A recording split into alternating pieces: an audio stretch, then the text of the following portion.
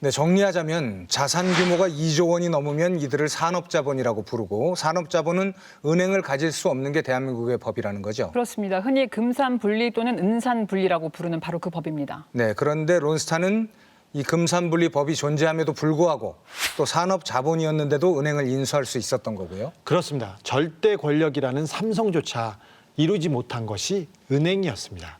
근데 삼성도 이루지 못한 꿈 같은 일을 론스타는 바로 이뤘습니다. 그게 어떻게 가능했던 겁니까? 금융계, 이런 소위 모피아라고 하는 사람들이 있는데 이 사람들이 론스타가 은행을 사고 파는 것을 그냥 방치했습니다. 아니, 물신양면으로 도왔습니다. 자, 다시 소송 얘기로 돌아가서요. 이 론스타 애초에 은행 가질 자격이 없는 집단이었다. 이걸 소송에서 주장하면 안 됩니까? 그렇습니다. 만약에 론스타가 산업자본이었다면 지금 소송을 제기하고 있는 5조 원은커녕 애초에 먹고 튀었다는 4조 7천억 원도 원래는 가져가면 안 됐던 겁니다. 따라서 소송에서 산업자본 여부, 자격 또는 정체를 따지는 게 매우 유리하다는 판단이 되는 거죠. 네. 그런데 왜 소송에서 질 가능성이 높다고 보는 겁니까? 왜냐하면 바로 그 자격, 은행을 가질 수 없다는 그 자격을 저희가 소송에서 따질 수 없는 상황이 됐기 때문입니다. 국제중재재판정에는 론스타의 소장입니다.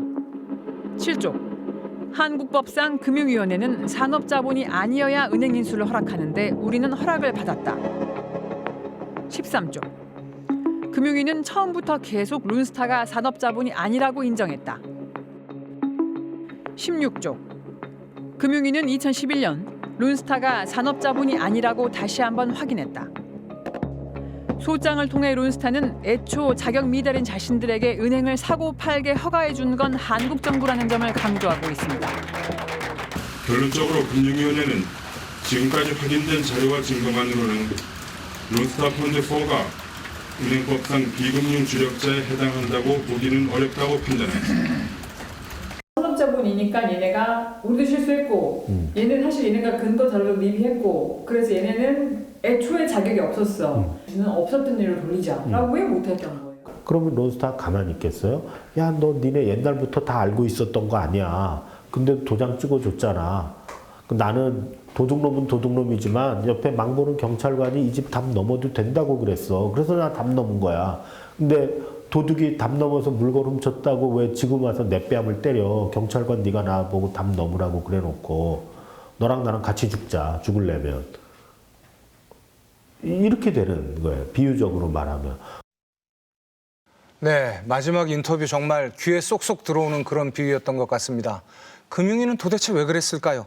아무튼 론스타가 산업자본인 걸 알면서도 은행을 인수하게 해줬으니까 이제 와서 니네가 은행 인수할 자격이 없는 애들이니까 우리는 돈을 못 줘. 이렇게 말하는 건 참 쉽지 않은 일이긴 하네요. 그래도 생돈 5조 원이 나가게 생겼습니다. 있는 논리, 없는 논리 다 끌어다가 소송은 무조건 이겨야 됩니다. 국민들의 세금입니다. 그런데 더 충격적인 얘기가 남아 있습니다. 그렇습니다. 저희가 입수한 국제중재재판정의 답변서에 따르면 우리는 즉 바로 론스타가 자격이 없다. 은행을 인수할 자격이 없었는데 은행을 갖고 있었다는 이 강력한 무기, 소송에서 이길 수 있는 강력한 무기를 스스로 포기한 정황이 드러나 있습니다. 민변에 보내온 국제중재재판정의 답변서. 론스타에 따르면 한국 정부는 산업자본 문제를 따지지 않기로 합의했다고 한다. 이 문제는 재판에서 한 번도 제기되지 않았다.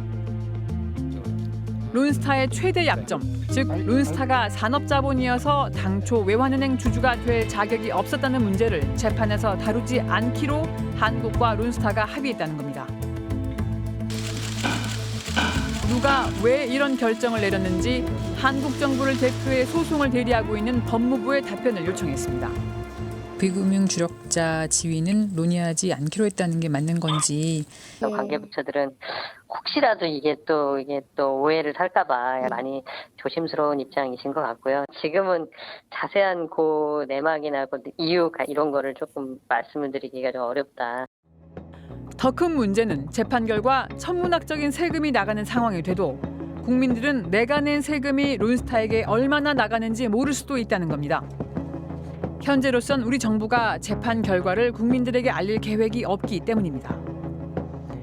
국회 예산처가 국회에 보낸 회신을 보면 정부는 패소 여부를 외부에 알리지 않고도 예비비로 론스타에 돈을 지불할 수 있습니다.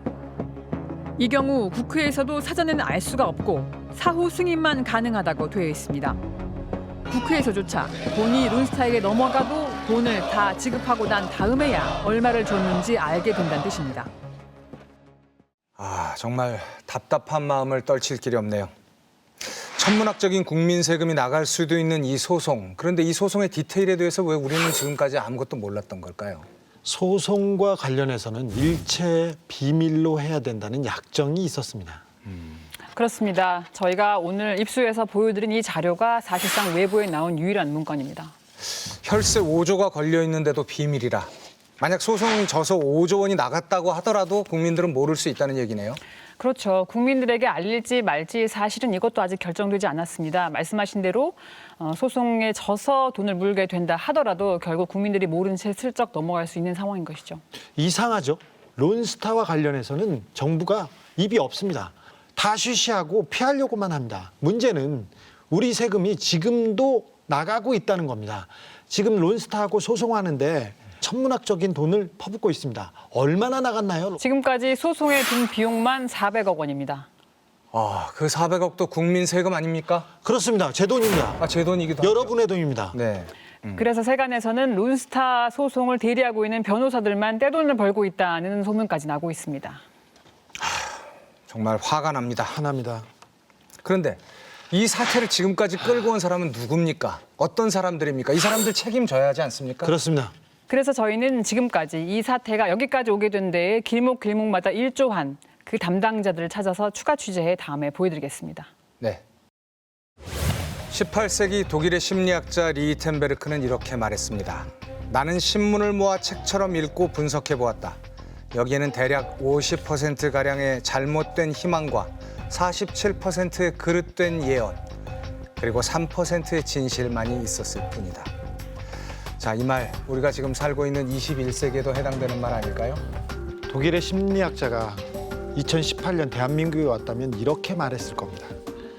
대한민국 언론을 분석해 보니까 삼성에 대한 아첨 50%와 이건희, 이재용 일가에 대한 아부 47%로 이루어졌다. 나머지 3%는 뭡니까?